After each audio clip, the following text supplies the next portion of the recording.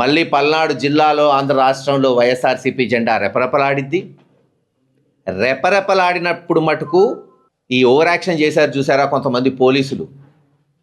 సరే, ఇప్పటికే నాయకులు చెప్పారు, తప్పులు చేసిన తెలుగుదేశం నాయకుల్ని వదలం. అందరేం కాదు, మేము ఎలాగైతే వైఎస్ఆర్ పార్టీని నమ్ముకున్నామో తెలుగుదేశం పార్టీ నమ్ముకున్న వాళ్ళు కూడా ఉన్నారు. 60-70% ఎక్కడా సమస్య లేదు, ఉన్నారు. ఒక 10-20% నాటకాలు నాడేవాళ్ళు, ఇప్పుడు దొంగ కేసులు పెట్టినోళ్ళు, వాళ్ళనిటూ వదలం. కానీ ఈసారి జగన్మోహన్ రెడ్డి గారు ముఖ్యమంత్రి అయిన తర్వాత ఎవరైతే అధికారులు వైఎస్ఆర్సీపీ కార్యకర్తల మీద చెయ్యేశాడో అదే పోలీస్ స్టేషన్లో ఎఫ్ఐఆర్ కట్టి బొక్కలేస్తాం. గుర్తుపెట్టుకోండి, అదే పోలీస్ స్టేషన్.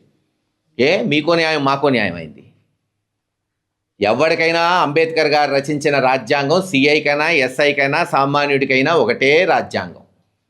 అదే పోలీస్ స్టేషన్లో ఎఫ్ఐఆర్లు ఉంటాయి, అదే పోలీస్ స్టేషన్లో బొక్కలేస్తాం.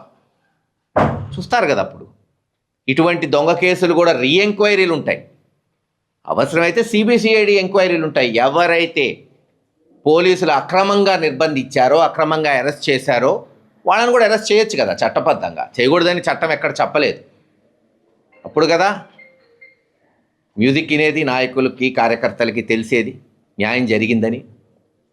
ఖచ్చితంగా ఇవన్నీ జరుగుతాయి.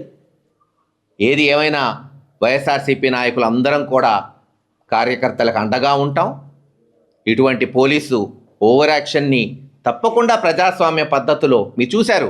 మేము ఎక్కడా మాచవరం ఒక 10,000 మందితోనో 5,000 మందితో పోలేదు, ఎలక్షన్ ఉందని హైకోర్టుకు పోయి ఆర్డర్ తెచ్చుకున్నాం చట్టబద్ధంగా. మరి ప్రొటెక్షన్ ఇవ్వాల్సిన పోలీసులు ఇవ్వకపోతే ఏం చేయాలి ప్రజలు? అదే చెప్తున్నా. పోలీసులే దొంగతనం చేస్తే ఏం చేయాలి, సమాధానం చెప్పమంటున్నా వ్యవస్థని.